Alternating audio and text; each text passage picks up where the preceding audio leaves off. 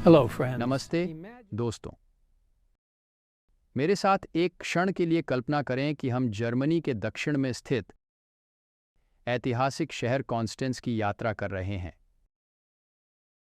सुंदर झील कॉन्स्टेंस के पश्चिमी छोर पर स्थित यह विश्वविद्यालय शहर वर्तमान में लगभग 43,000 निवासियों के साथ है और 1,100 से अधिक वर्षों से कॉन्स्टेंस के रोमन कैथोलिक डायोसिस की सीट थी।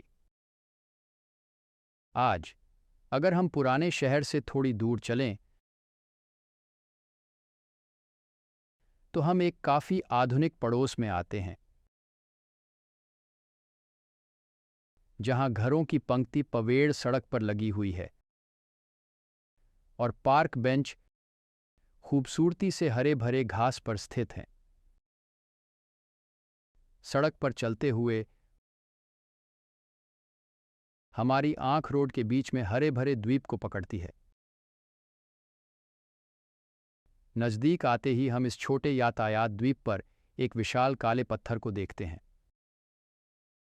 पत्थर के एक ओर स्वर्ण अक्षरों में उनका नाम जोहानेस हस दिखाई देता है, अर्थात जैन हस 6 जुलाई 1415। दूसरी ओर हम एक और नाम देखते हैं, हिरोनिमस वॉन प्राग, यानी प्राग का जेरोम 23 मई 1416। ये काले पत्थर से बनी स्मारक पत्थर को दान से वित्त पोषित किया गया था और 6 अक्टूबर 1862 को अनावरण किया गया था।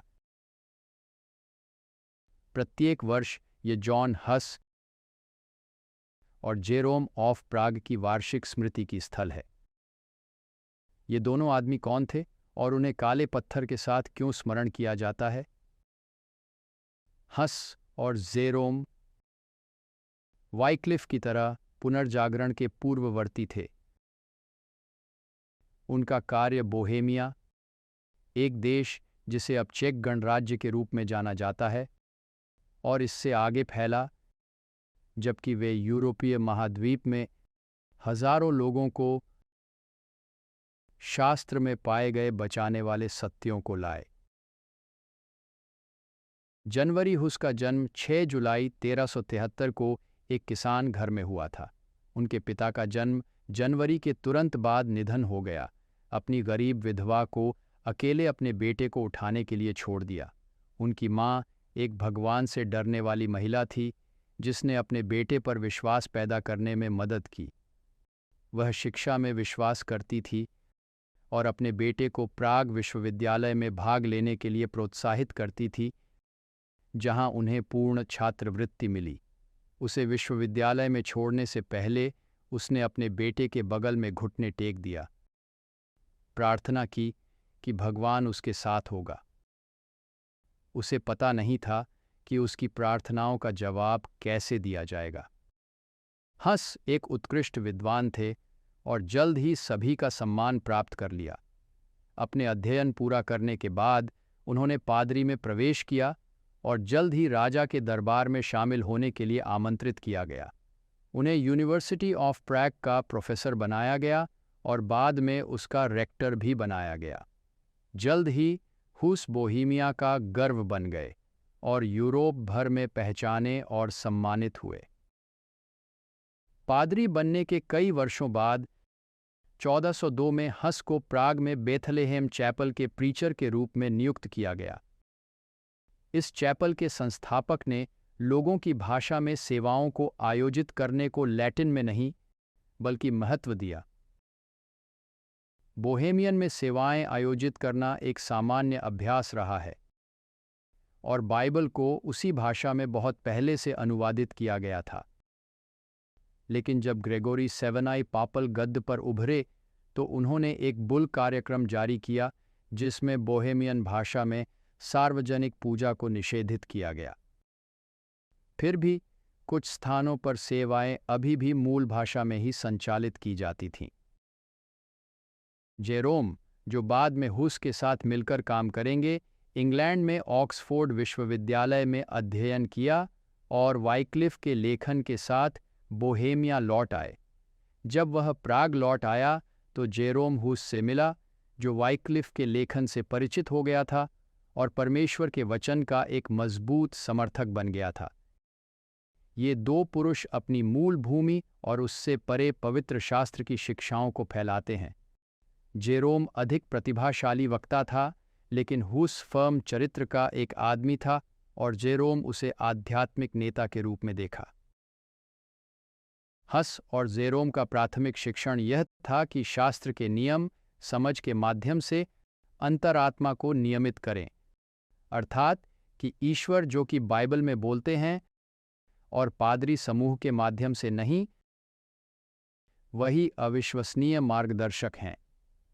बेशक यह कैथोलिक चर्च के शिक्षण के खिलाफ सीधे था और जल्द ही इन सुधारकों ने रोम के क्रोध को महसूस किया।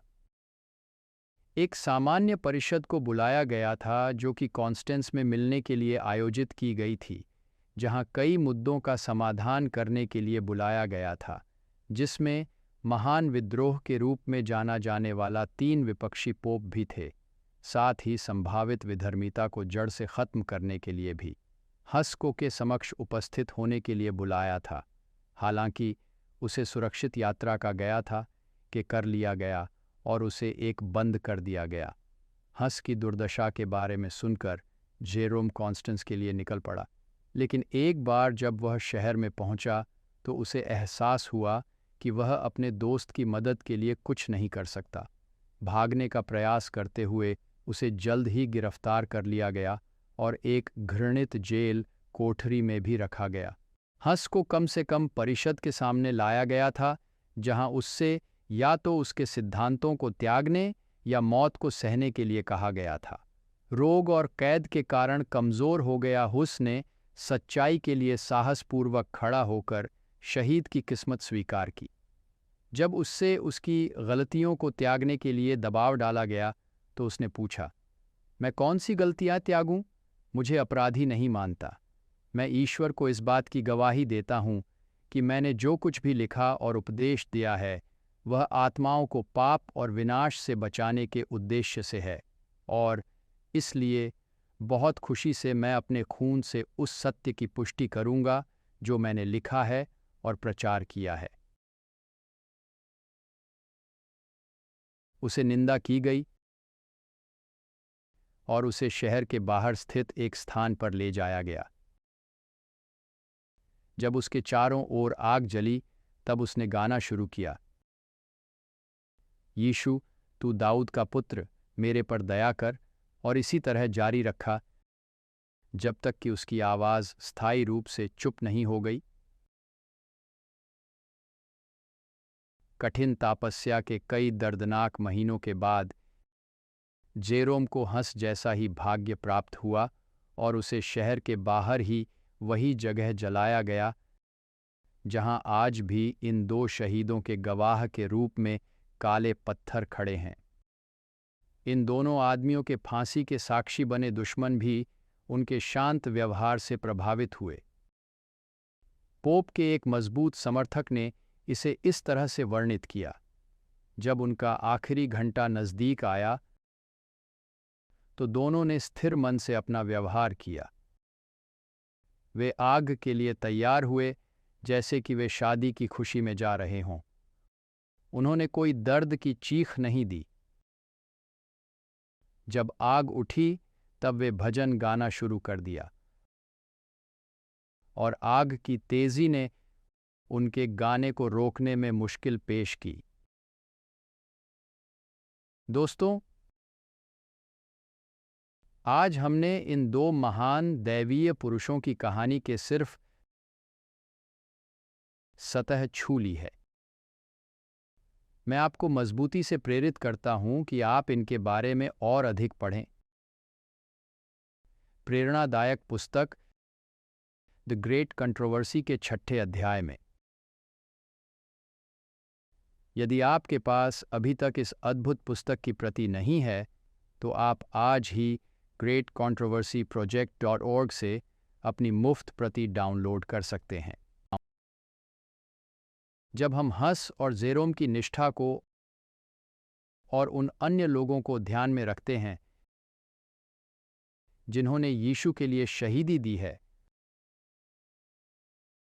तो हमें यह याद रखना चाहिए कि इब्रानियों 12:1-2 के सुंदर पाठ को भी इस कारण, जबकि गवाहों का ऐसा बड़ा बादल हमको घेरे हुए है, तो आओ हर एक रोकने वाली वस्तु और उलझाने वाले पाप को दूर करके वह दौड़ जिसमें हमें दौड़ना है, धीरज से दौड़ें और विश्वास के कर्ता और सिद्ध करने वाले यीशु की ओर ताकते रहे, जिसने उस आनंद के लिए जो उसके आगे धरा था, लज्जा की कुछ चिंता न करके क्रूस का दुख सहा और सिंहासन पर परमेश्वर के दाहिने जा बैठा।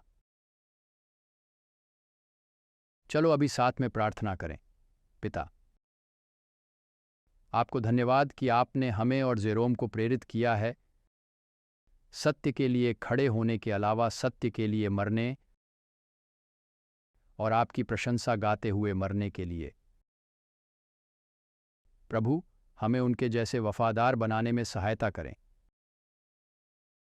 भविष्य की ओर देखते हुए और चुनौतियों के सामने जब लोग ईश्वर के पवित्र शब्द और केवल शब्द में विश्वास को हटाने की कोशिश करेंगे, हमें साहस दें।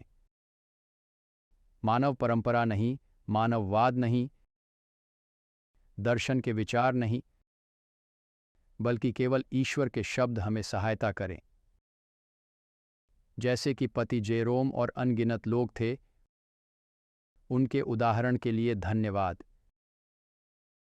पवित्र आत्मा के माध्यम से हमारे दिलों में रहो और हमें आपके और बाइबल की सच्चाई के लिए खड़े होने में मदद करो।